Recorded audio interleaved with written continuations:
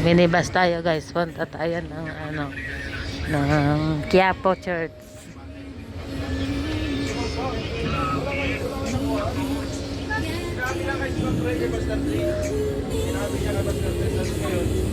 Kaya konti na ang mga jeep dito guys kasi marami na ngayon dito ang ganito minivan, yan minibus, parang minibus ng Hong Kong, yung mga shot green bus yan.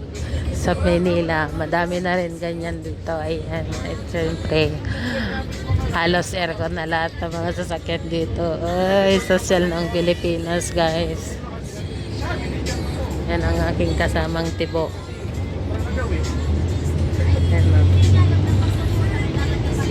Nalulungkot siya kasi namimiss na niya yung kanyang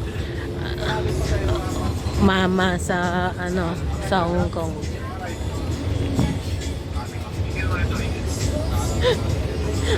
Namiss na niya yung kanyang mama sa Hong Kong. Pero soon magkikita na sila kaya tumitibok-tibok na yung puso niya. Kapag tumibok ang aking puso, wala ka nang magagawa kundi sundin nito, sabi nga niya eh. Sundin natin darating kami sa Hong Kong.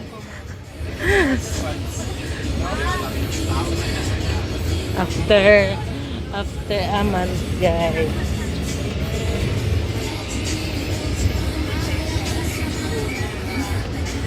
Tagal naman ng minutes nito.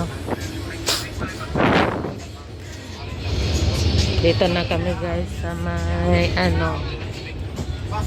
Malayo-layong lakbayan pa po. Malayo kami sa Quiapo guys. 1 oras ang biyahe. Kasi linggo naman wala naman traffic. Kaya diretso yung biyahe. Pag nakalusot sa mga place na medyo pick-upan ng pasahero, yan, pabagal-bagal sila. Pero pag ano naman, mabilis ang biyahe guys. Ayan, oh, dire-diretso naman ang biyahe. Hindi naman naminto kasi mga tao dapat lumabas ngayon kasi umaambon-ambon dito. Pero mag-church muna kami para naman mabawas-bawasan yung kasalanan, maihinginan katapatawaran sa Panginoon. Ayan eh.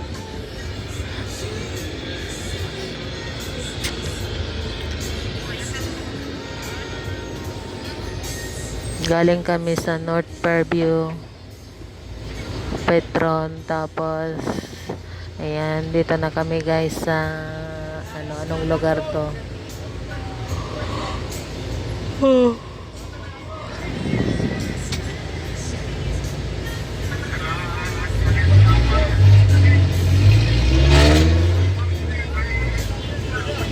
Alam mo, hindi ko natatandaan mga lugar dito, saan mo mga kagaya nito, nag-stop yung mga sasakyan.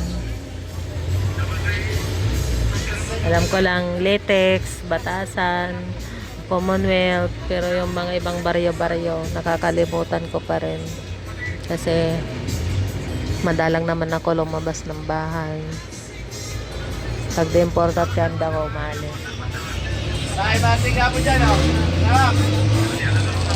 Ako dyan, ako, Yan ang flyover guys, so taas-taas ang flyover dito kaya nakakatamad lumabas kasi nakakapagod umakyat tapos bababa. Ako, highway.